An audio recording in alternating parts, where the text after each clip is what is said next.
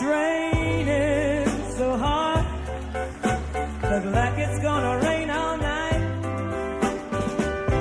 And this is the time I'd love to be holding you tight. I've known Jack about 40 years.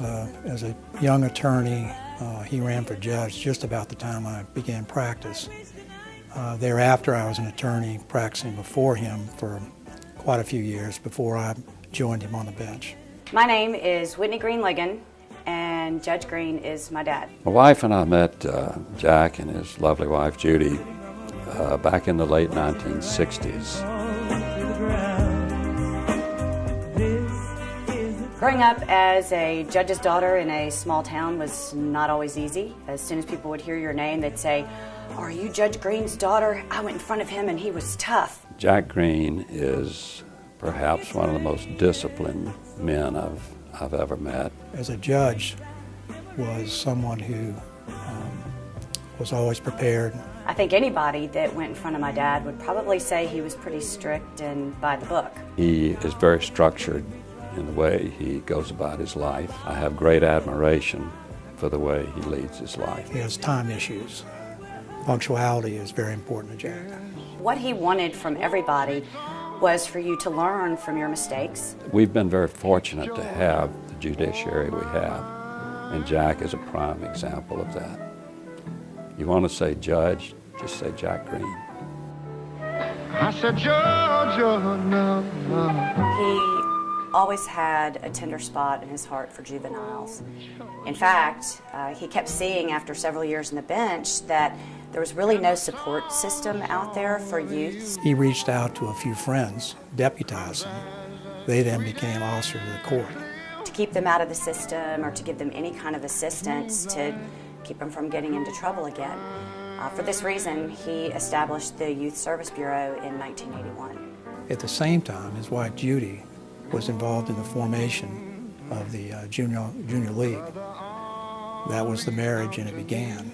Today, the Youth Service Bureau is pretty much an umbrella of a lot of services to provide different specialized assistance. And I believe last year I've served over 1,600 children in many capacities. Mama, don't let your babies grow up to be cowboys. Probably the biggest thing that he taught us that was so important is having a sense of humor. He taught us all at an early age, if you can't laugh at yourself, you can't laugh at anybody else. We may have the oldest snapper lawnmower that's still in operation on the North Shore. He carries this John appointment calendar, and I think that's how he can keep up with all of his obligations. But I love to kid him about pulling that big thing out of his truck whenever you ask him, "Can you play golf Thursday?" "Well, let me see here." Flip through it. Easy to love and they're harder to hold. My dad is so humble and normally doesn't like this kind of thing, doesn't like recognition. But honestly, I couldn't imagine anyone that's more deserving of this award than he is.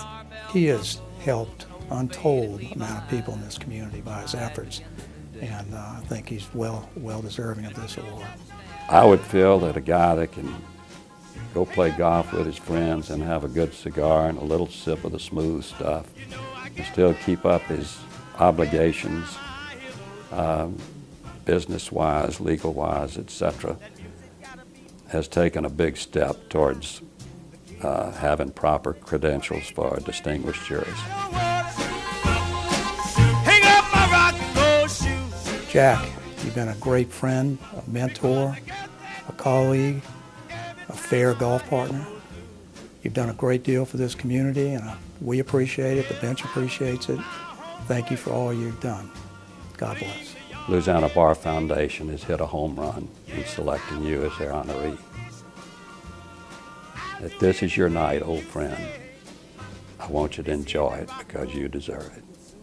We are so excited for you, and we all love you so very much. Congratulations, Dad.